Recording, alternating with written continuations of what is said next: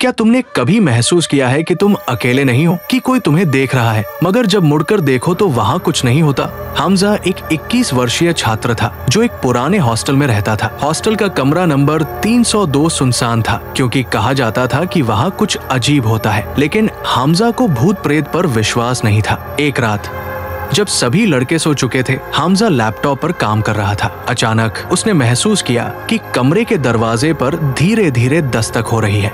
टिक टिक टिक।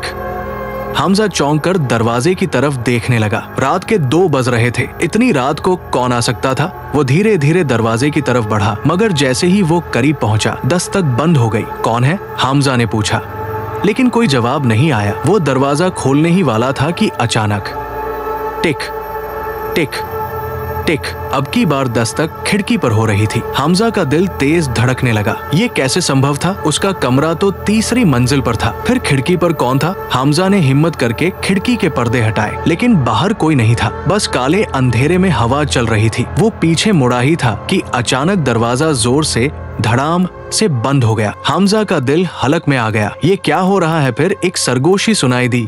हमजा, दरवाजा मत खोलना। हमजा की सांसें रुक गई। ये आवाज कहाँ से आई? वह कमरे में अकेला था या शायद नहीं था। अचानक दरवाजे की दरार से एक लंबी पतली उंगली अंदर आने लगी, काली, नुकीले और लंबे नाखूनों वाली, जैसे किसी जानवर के हो। हमजा, दरवाजा मत खोलो आवाज और करीब आ रही थी। हमजा के शरीर में झुरझुरी दौड़ गई। अगर वो दरवाजा खोलता तो बाहर क्या होता? हमजा के मोबाइल पर अचानक एक मैसेज आया, मत देखो वरना वो अंदर आ जाएगा। ये मैसेज किसने भेजा था? हमजा ने डरते हुए मोबाइल हाथ में उठाया, मगर जैसे ही उसने स्क्रीन देखी, वहाँ कुछ और ही लिखा था। अब बहुत देर हो चुकी है, मैं अंदर आ चुका हूँ। हमजा की सांस अटक गई। वो धीरे धीरे मुड़ा और देखा सामने आईने में वो अकेला नहीं था। एक साए जैसा अस्तित्व उसके पीछे खड़ा था। आंखें काले गड्ढों की तरह, चेहरा घावों से भरा हुआ, और वो हल्की हल्की मुस्कान के साथ हमजा को घूर रहा था। फिर रोशनी बंद हो गई और हमजा की चीख गूंज उठी। अगली सुबह जब हॉस्टल के दोस्त हमजा के कमरे में आए, वहाँ कोई नहीं था। बस एक चीज पड़ी हुई थी, हमजा का मोबाइल, जिसकी स्क्रीन पर लिखा था, अब मैं